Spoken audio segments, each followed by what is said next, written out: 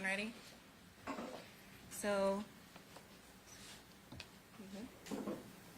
So good afternoon, everyone. Thank you for joining us for both online and here in person, for joining us today for the release of the comprehensive Phase 1 Lahaina Fire Report. To start off, Attorney General Anne Lopez will provide an overview and summary of the purpose of this independent analysis conducted by the Fire Safety Research Institute, or FSRI. We will then welcome up Steve Kerber, PhD, and Vice President and Executive Director of Fire Safety Research Institute, and Derek Alconis, FSRI's Research Program Manager. They will explain the data and findings of the Phase 1 report. After that, we will go into a reporter Q&A. There's a couple housekeeping rules for the reporter Q&A I wanted to go over. In order to allow every media outlet an opportunity to speak and ask a question, we'll take one round of questions, one question from each media outlet. You can let me know you have a question by raising a hand. I'll call on you in turn. We have a microphone that we're going to use, so if you have a question, let me know. We'll hand you the microphone so that the viewers online can hear what you have to ask. For reporters online who wish to ask questions, please text them to me at the cell number that I provided earlier, and I will do my best to insert your questions into the mix. Please also include your name and the agency that you are working with. And with that said, I'd like to welcome up Attorney General Anne Lopez. No,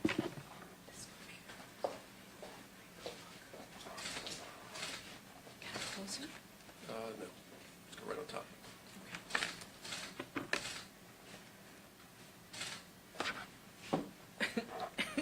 You want me to stand on this? All right.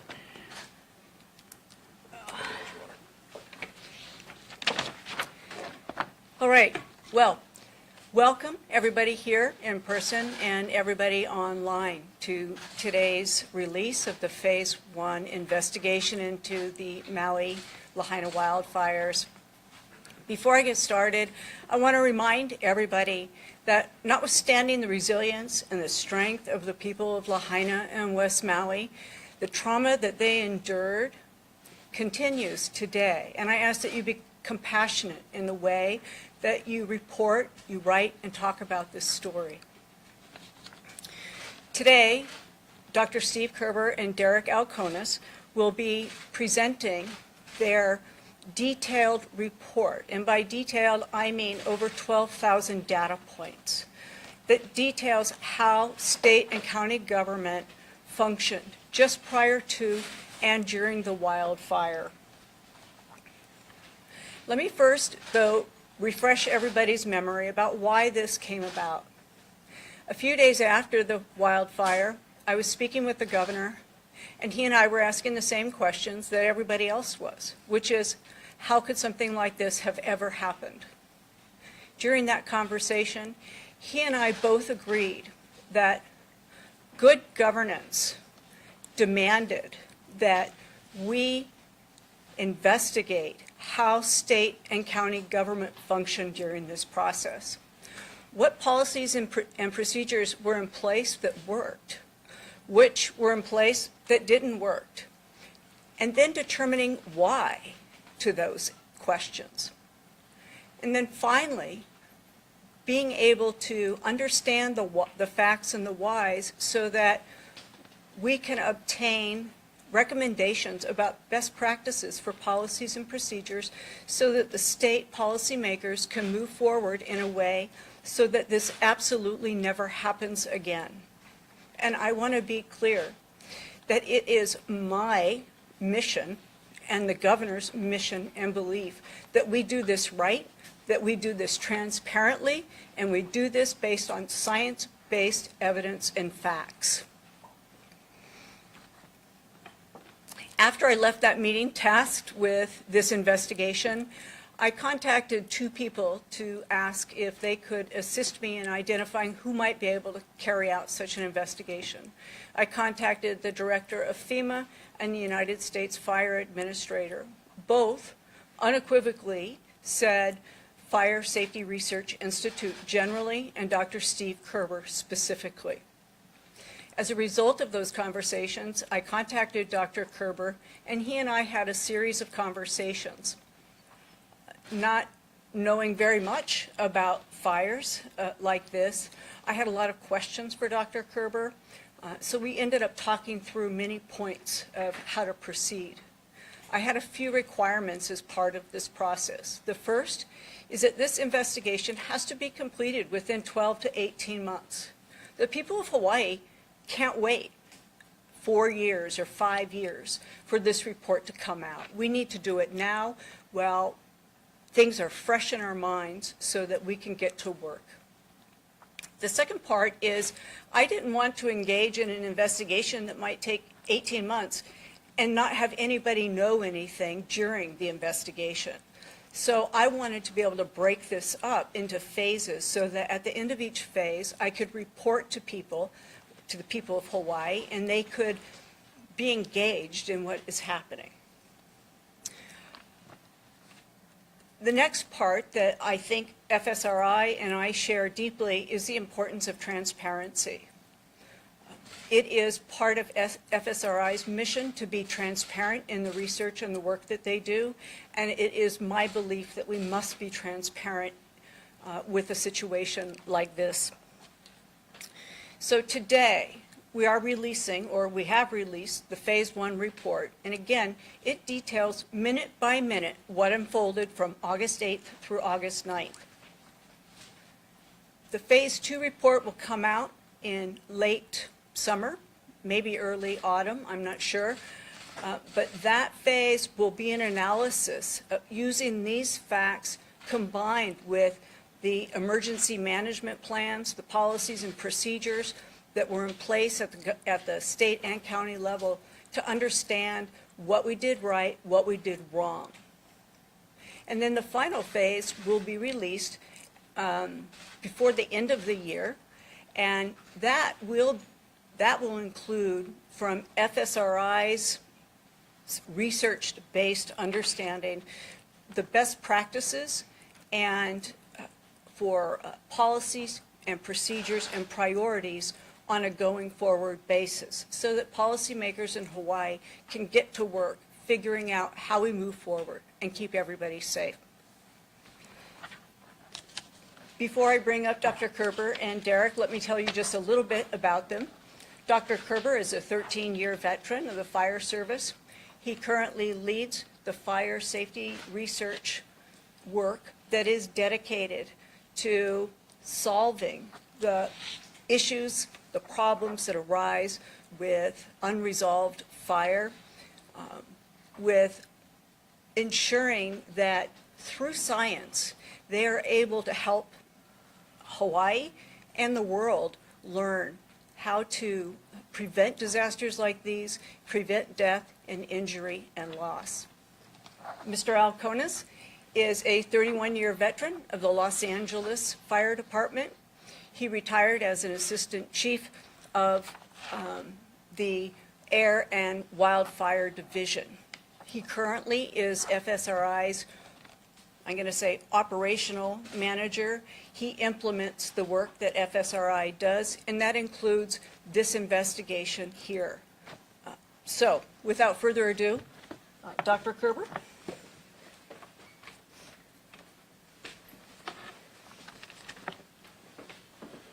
Thank you very much, Attorney General Lopez. The Fire Safety Research Institute is very humbled to be able to lead this important analysis of the Lahaina fire. We're also humbled to be able to release the Phase 1 report and timeline to the people of Hawaii and beyond. Before I get into the details, I'd like to talk a little bit about our organization. UL Research Institutes is a nonprofit safety science organization that has been working for a safer world for over 130 years. The Fire Safety Research Institute is one of 5 research institutes. We have a team of over 70 professionals, and we're dedicated to understanding the world's unresolved fire safety risks and emerging dangers. We conduct research in many areas, including firefighter health and safety, fire investigation, battery fire safety, fire dynamics and materials, and of course, wildland-urban interface fires. We also, across all of these research areas, participate in a lot of investigations and analyses to better understand fire across all of these areas so that we can prevent incidents like this one from happening in the future. As Attorney General Lopez stated, this is broken up into several phases. And really the importance of that is to get information to the people of Hawaii in a timely manner and to be transparent about all of the facts and all of the components of the investigation. So as you can see here, when Attorney General Lopez contacted us, clearly we were paying a lot of attention to what was going on in Lahaina and really had the same question that she had. How is it possible that something like this could happen? So we were very interested following the details, trying to understand, trying to figure out how we could apply our research knowledge and what we've learned over the years on these subject matter areas, specifically structure-to-structure fire spread and the fire dynamics associated with a fast-moving urban conflagration like this. And we certainly aligned on the two key aspects: transparency and speed.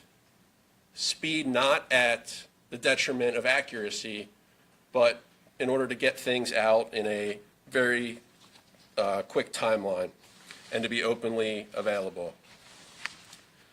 The Lahaina Comprehensive Timeline Report, what we've referred to as Phase 1 here, focuses on the events that occurred prior to, during, and immediately following the Lahaina fire.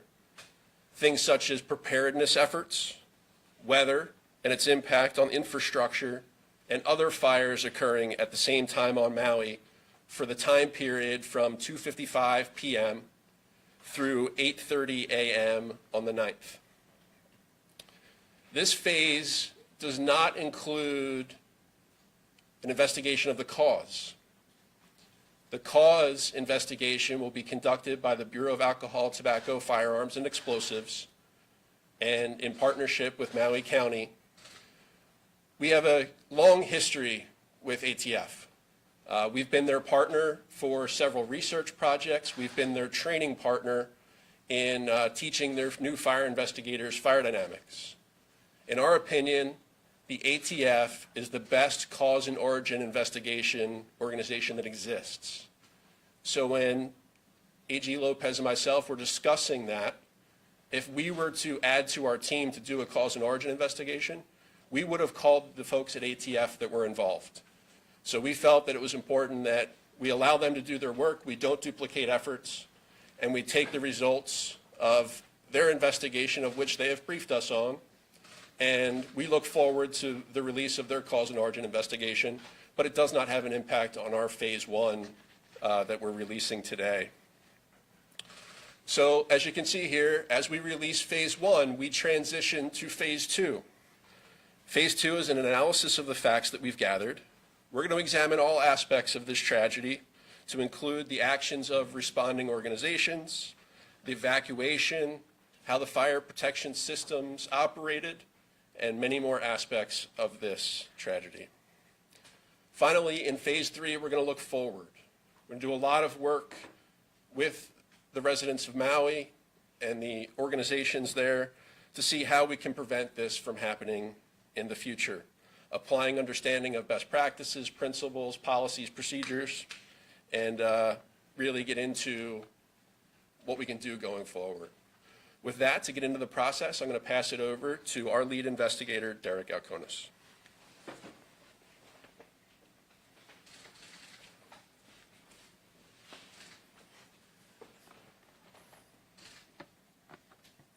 Thank you, Steve. The process of any investigation, or we call it a comprehensive analysis in this case, starts with gathering the facts. And what are those facts? Those facts consist of dispatch records, computer-aided dispatch records, communications that went on between the firefighters and the police officers. And so we made those requests via email to Maui County and started processing that information and dropping it into a timeline. because you need to know the facts. That's the first part. We also reached out to Hawaiian Electric and had conversations with them and gathered information with them as well as all of the state agencies and other agencies or organizations that were involved in preparedness and response. We also were on site with our team starting in August and extending into November, walking the streets of Lahaina, documenting in detail the loss that was suffered, the structural damage, identifying potentially where we can analyze and identify where, answer the question of why some structures survived and some did not. We wanted to understand the areas where lives were lost, understand the fire's progression through those areas, which required hundreds of pictures and videos on the ground, from the air, and even reaching out to residents, hundreds of residents, and talking with them about their experience, learning what they observed. And at times they would offer their images to us that were time-stamped, that we can drop into the timeline, and so we can get a better understanding of the fire's progression. We also had these technical discussions with firefighters, police officers that were on scene, and the state officials, elected officials, and others that we can make contact with to find exactly where the fire was at a particular moment and the actions of the responding agencies.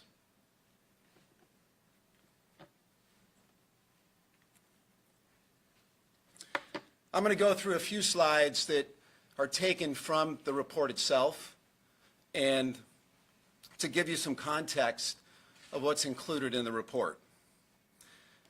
So before the PM fire, which we call the Lahaina PM fire, that happened at 2:55, there was a lot going on. The area was subjected to very high winds that were forecasted by the National Weather Service. These winds were enough to topple utility poles, trees, rip roofs off of structures, and they created a challenge with the traffic going in and out of Lahaina. This picture here was taken at 9 o'clock, just after 9 o'clock, and you can see it's several hours before the Lahaina PM fire took off. And this is the traffic on Lahaina Luna Road coming westbound. And so the image is taken looking eastbound, and you can see those vehicles stacked up in line trying to go either north or south out of town. And the reason for that is because there was no power to control the traffic signals. There was blocked roadways getting in and out of Lahaina. This next slide with the image on the left, that's a Google Street View image taken in 2019. The structure is in place, and that's Lahaina Luna Road, from Luakini looking west. And so that image on the left there is where the structures are intact. You can see the power lines overhead. The one on the right was taken just about an hour before the Lahaina PM fire took off at 2:55. And you can see roofs are ripped from the tops of the buildings. Power lines are dangling. Egress routes are blocked. This was the challenge. So these winds that were forecasted came to light here. As the infrastructure was damaged, as the buildings were damaged, and now the fire was raging, it created an opportunity for the fire to run very quickly through the community. I'll bring up Dr. Kerber to explain.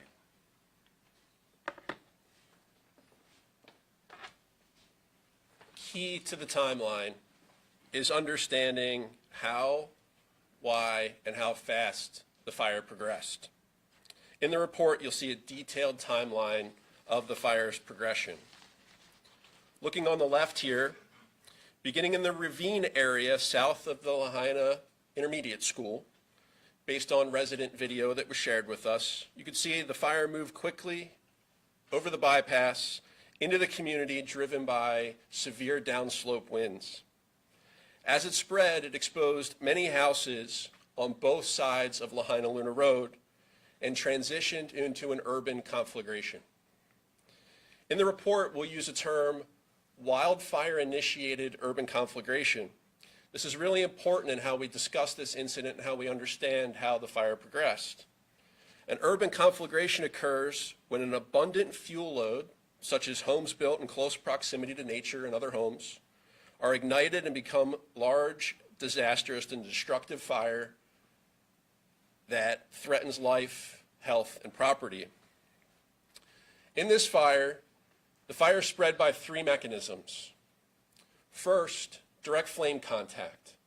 As the grass was on fire, if the grass would lead right up to a home, the fire was able to transfer directly from object to object, so from the grass to a home, for example.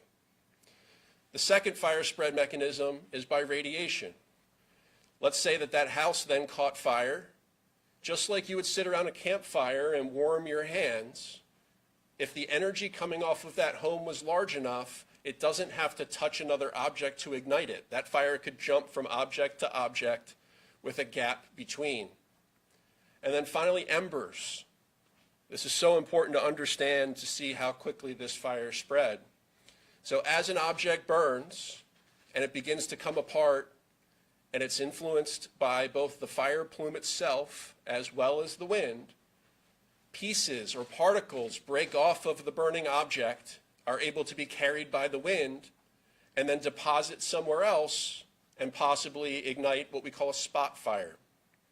So in this case, you could have very small, what would look like sparks, all the way up to pieces of houses that were carried by the wind on fire and able to spread the fire. And this could mean that you would have one house on fire and you might have another fire ignite several houses down, or even a mile downwind from where the flame front actually was. And then this process repeats.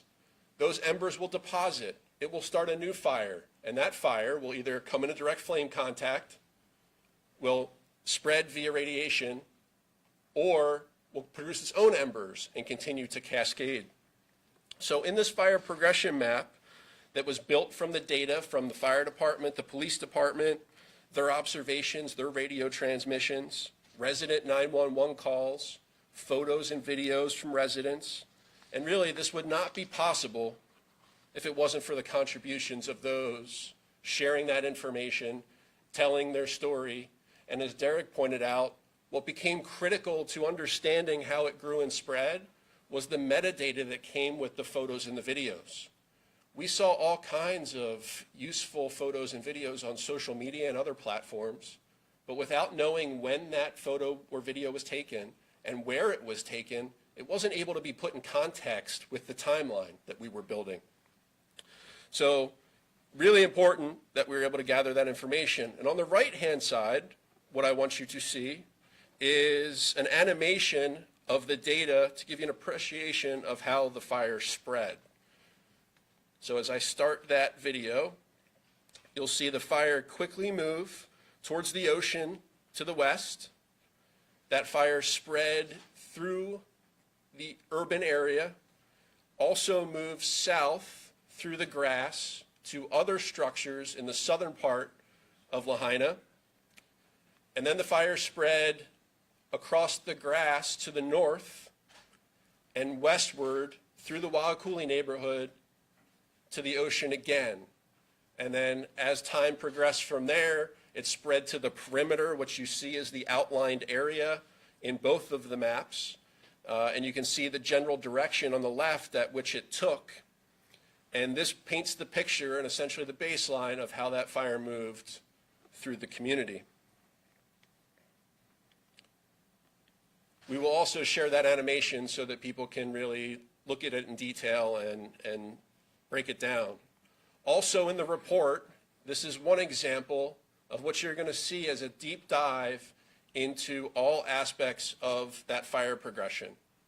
So every dot that you see on the map is a data point that will be explained and how it fits into the fire progression. You will also see the arrows indicating the general movement of the fire. In this case, it's a snapshot from 4:42 p.m. to 5:42 p.m. as the fire moved quickly to the west towards the ocean, over the highway, and ultimately with Embers going over Kahoma Stream into the industrial area. These images here also give you an idea of what you're going to see in the report. These images show an example of a video shared by a resident that allowed us to see the timing of the fire moving from west down Komomai Street at about 6:14 p.m. And it also shows the fuels that were in an important area that later in the timeline come into play as the fire moved across Kiave Street towards the Waiakuli neighborhood. This is one of many, many examples of visuals that are used to tell the progression, story of the report, and each image is also accompanied with a diagram to orient you to where that was taken and where it was looking. I'll pass it back to Derek to talk about the response.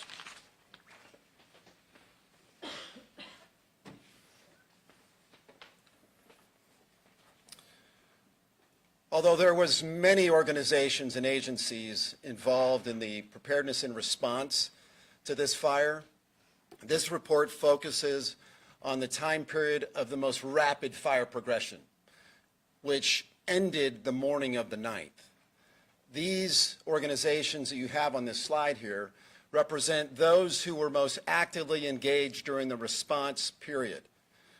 And in the report, you will find detailed accounting of the fire department and every resource that responded, and that we spoke with the firefighters that were there and got their experience and documented that. And all of that is included in the report, pretty much minute by minute, as well as the police department and all of their efforts toward evacuation and even rescue. So many accounts of both police and firefighters rescuing individuals from areas that they would have been in certain peril. And the organizations such as Maui Emergency Management Agency, the detailed accounting of their actions are included in this report, as is the private heavy equipment operators who work side by side with the firefighters to clear away fuel areas or deliver water using their water tankers. And then also HAIMA, the aircraft rescue units, Hawaiian Electric and their actions, those are included in the report. And so you'll find that there is lots of detail in that section. So in summary, the report is 375 pages. It's a narrative. It describes the background of the area. It goes over what was done in preparedness of this type of event, how organizations were staffed in preparedness of the event. And then it goes into the actual response. And it takes it through to that morning of the 9th. Now, it also includes a very detailed timeline that consists of about 12,000 rows of data in an Excel spreadsheet. So what we've done is taken the data that has been gathered from all the organizations, those that have timestamps, and loaded those into an Excel spreadsheet and sorted by time. So now you can look at 1,800 hours and find out what was going on at that time. What were all the different organizations doing at that time? What were some of the decisions made? What was being communicated on the radio? What was being communicated using other tools from the EOC? You'll be able to learn of that from the timeline. So this report is designed, too, to be useful to everybody, to organizations that want to study this further, to residents, whoever may want to learn from this event and move forward. We feel like it's organized in a fashion that you can use it to identify your own recommendations of what needs to happen. And we'll be doing the same. Now, I will say that what this report doesn't capture is the loss, the people, the challenges that they've gone through, the pain, the sorrow. And some of those things will be analyzed later. But you need the facts first. That's the most important part right now. So I'll turn it over to AG Lopez.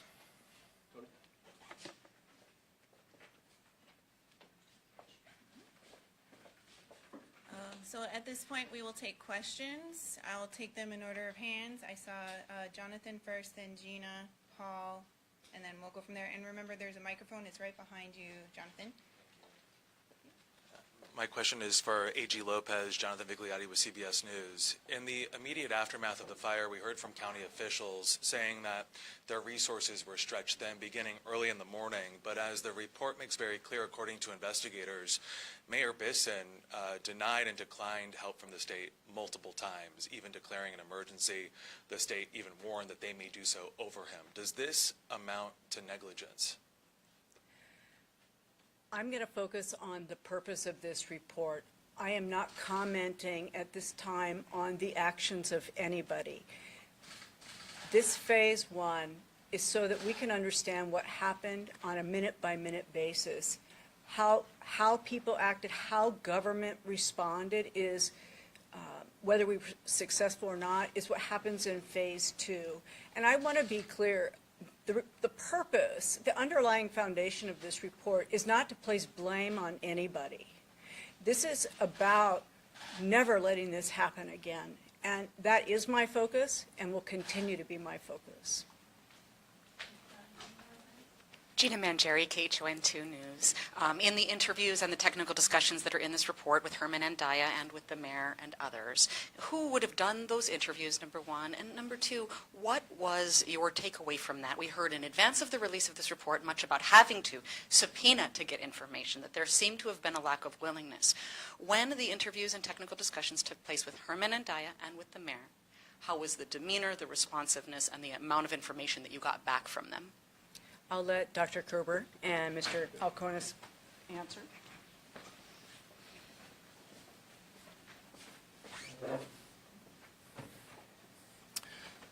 So the interviews with some of the elected officials and Herman and Daya, those took place with members of our team who had experience in that line of work, and also with the focus on gathering as much information as possible from their decisions.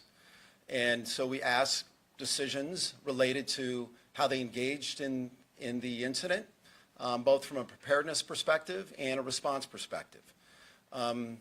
We asked the questions, they provided the answers. At times they couldn't recall, and they would say that.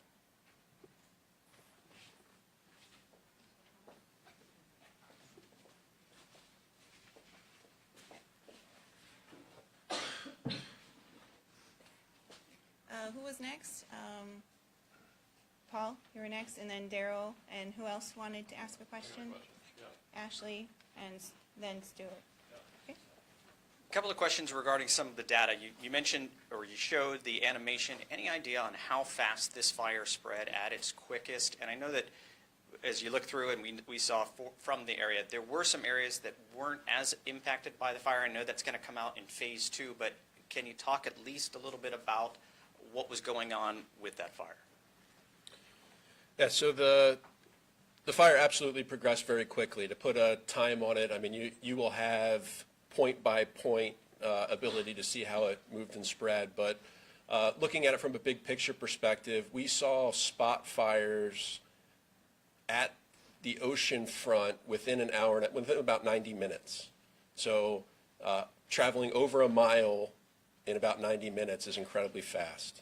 And you'll also see areas that burned and areas that did not burn, which will be an important part of phase 2 is understanding why.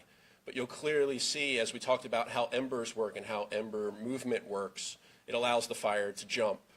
And another aspect that will be part of phase 2 is the role that the fire department played, the residents played, the police officers played in stopping fire progression.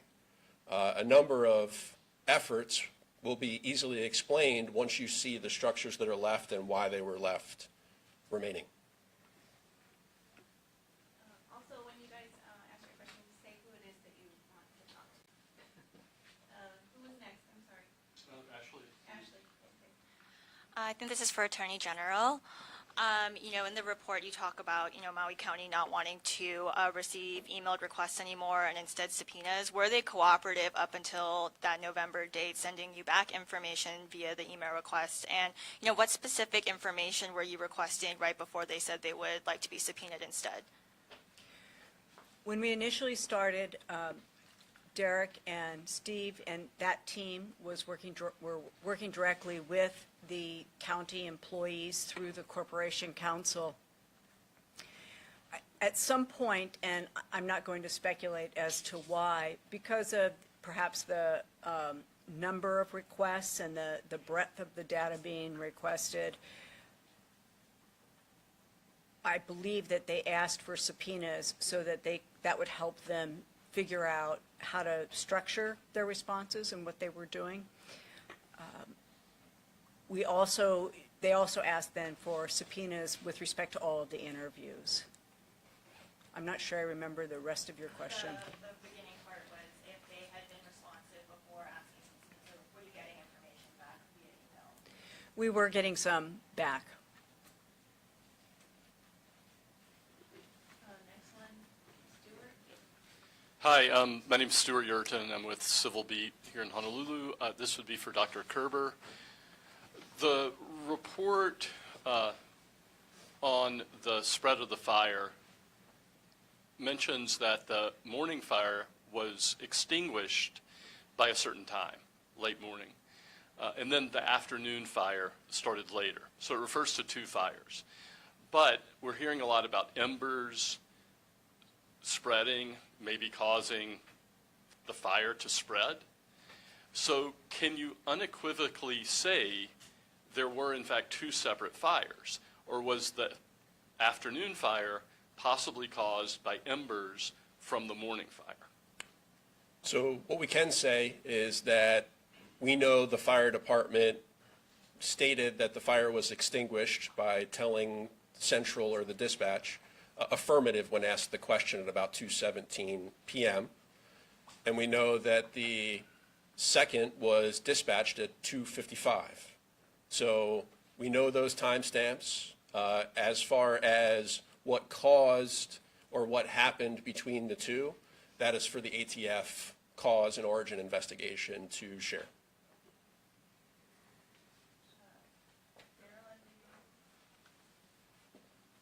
To follow up on that, Daryl Huff from Hawaii News Now. These 2 fires, though, were in how proximate were they to each other?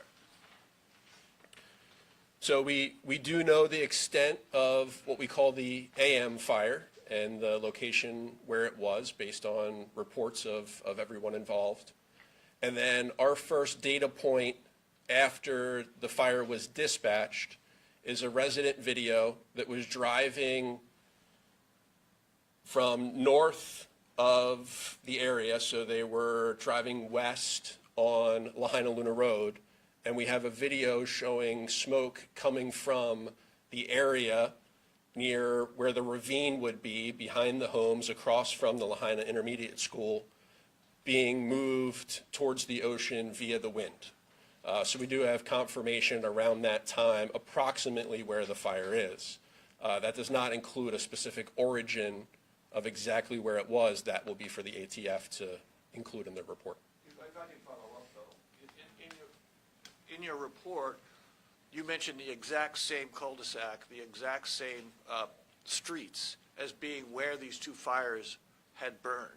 And when the fire department returned to the scene a little bit after 2:55 in the afternoon, it was a 10-foot by 100-foot fire at almost exactly the same place as the prior fire. Is there any way that those fires would not have been generated originally by the same fire in the morning? So the information that you saw in the report is absolutely correct. I'm not going to get into whether or not it was the same. It was absolutely in the same area. Yeah, this question's for Dr. Kerber. Sorry, man. No worries. My name's Peter. I'm with the Honolulu Star-Advertiser. You mentioned that you were briefed on the ATF's findings so far. Where are they in that investigation? What kind of a time frame are they letting you guys know that they're going to share their entire report with the Maui Fire Department? And then the follow-up to that would be, how difficult is it to perform this type of analysis and you know, after action look at government's response when we don't know where the fire started, how it started, you know, all that sort of data? How key is that to completing this, and what sort of timeline are you working with? Sure. So the first question there around the ATF interaction, when we got to Lahaina to begin the analysis, they were very open to explaining where they were in their process, roughly where the origin was, and how they believe the fire began to progress, because that really helped us anchor the beginning of our investigation. Because from the beginning, it was very clear is our investigation will essentially pick up where theirs left off. That's where our expertise begins. Theirs is in the cause and origin. We've had a number of conversations since. We made sure that they had the data, if they were to need any data from us, that we make it available to them. And the last I heard from their engineers is they're working very hard to get it done. I think they absolutely want to have something public, I think by the anniversary of the fire, by the 1-year anniversary. We'll see whether or not they can meet that or not, because their challenge is much like ours, talking to the second point of your question. This is an incredibly complex fire. It was very fast moving, and even things like the fact that the power was out to much of the area meant that things like security camera footage or other things that we might normally see as part of other investigations weren't available. There was not good satellite coverage in this particular area. So whereas in some other investigations you might see satellite thermal image of how the fire progressed, we didn't have any of that. So we had to rely on the residents. We had to rely on the firefighters, the police department, all of the responders to share their stories and any piece of information that could possibly help piece the timeline together. What you'll see in the report is essentially the outcome of that process. You will see every single data point. You will have every single lat long and time and what data is associated with the description of that data point. Takes a lot of detail and a lot of effort, and I'm incredibly proud of the effort that our team has put in to date, and there's a long way to go. Hi, this is Jennifer Kelleher from the Associated Press. I was hoping you could talk a little bit about the communications breakdowns and how that sort of contributed to officials seemingly being on different pages or in the dark, and also for the Attorney General Lopez, what stood out to you the most? What was particularly shocking or surprising? And if you could provide an update on how much this has cost so far in terms of the investigation, what has been paid so far to FSRI. Thank you. So I'll start with the communication piece, and we'll just say that communications is a tremendous challenge for any complex incident like this. To the extent of which it's difficult will be a part of the phase 2 analysis. But what you have to look at in the current report is all of those communications or any timestamp communications that we had that were able to paint the picture of what people were doing and when they were doing it. Okay, so we also have some questions online. The second piece for the Attorney General. Oh, you had a second. Sorry about that. Yes. I was checking with Dr. Kerber to make sure I knew what the contract amount was at this point. The initial contract was for a year, and the not-to-exceed amount was $1.5 million. We are a little bit delayed. We're behind the schedule that I had originally put forth, and so we will be extending the contract for another year, and I'm not sure if we've actually come up with what the extended not-to-exceed amount will be. I can make that available when we do, though. What surprised me the most as I was talking, I didn't know a lot about fire on August 8th. After working with and talking to the folks at FSRI, what I have found most astonishing through this is how the hurricane winds, the clouds, the dryness and the humidity, how all of that came together, and I know this sounds perhaps trite, but the perfect storm. It truly appeared to be all of those things together, and I didn't know the three ways that fire gets transmitted, but now knowing about those ember showers and winds that are 80 miles an hour and how far they could push the embers made me really understand in a different way how this fire could spread. The other thing I'll say is that when you read the communications and the radio talk between firefighters and police officers, you can only come away with the understanding that these folks risk their lives for hours, saving people and trying to prevent people from dying. When you read it, it will hit home very clearly that those firefighters and police officers are heroes, and we should recognize that. Okay, so we also had some questions online. Wendy Osher with Pacific Media Group. She does say it's for AG Lopez, but I believe it's actually for one of you guys with FSRI, because it is asking about a section of the report. It says, under the section of mayoral communication with Maui Emergency Management Agency, there's a quote that says, there was no reliable communication other than public safety radio. Given the information revealed so far, are there any takeaways regarding communication and how to improve response and situational awareness in the future?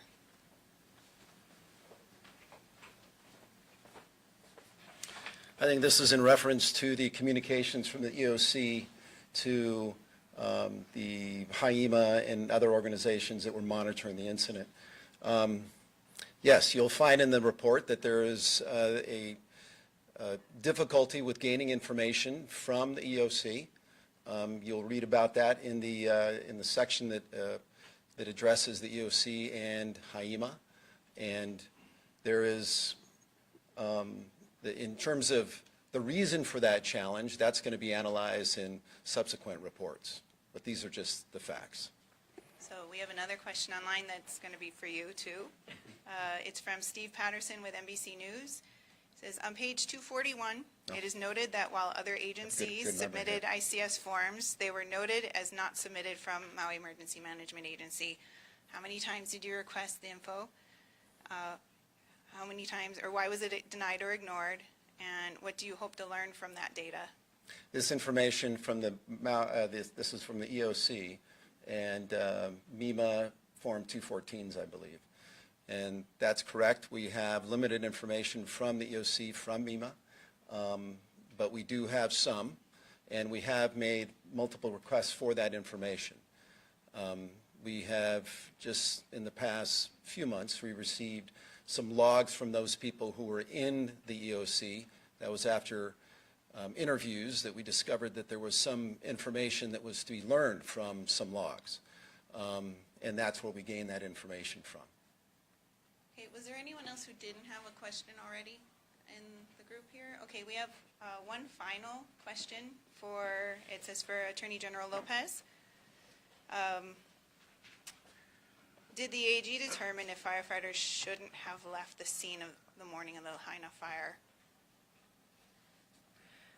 That is not a determination that my office will be making. I engaged FSRI because they are the scientists who can understand these situations. And that's the last question that we have. We have about 1 more minute left. Gina, I know you had your hand up. One last question, and then we will wrap it up. Thank you. Hold on. I mean, this is a huge report. Why are you limiting the time we can ask questions? This is the day after the fire. This is deja vu. You guys really should be open. If you got to close off your feed, that's one thing. But just to say, everybody gets one question by, that's exactly what happened the day after the fire that got everybody so mad. So I'd really, please, continue to answer questions. Understood. Gina, you can go ahead and ask your question.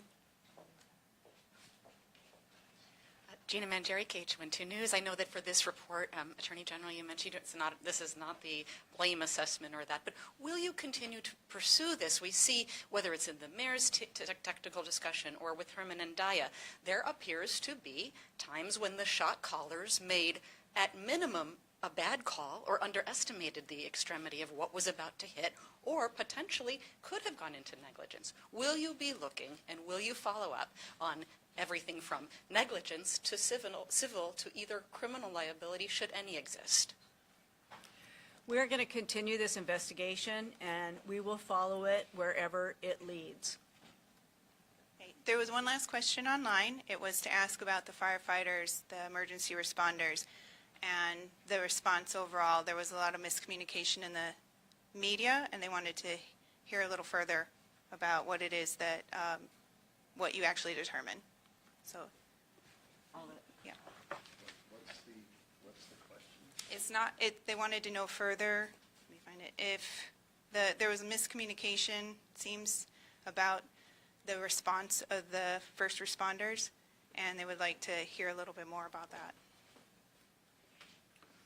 So in the report, you'll see a minute-by-minute analysis of what every single responding unit did during the time frame within the report, from the 2:55 on the 8th through 08:30 on the 9th. It's broken down by every single responding unit, and you'll be able to see all the actions that they took.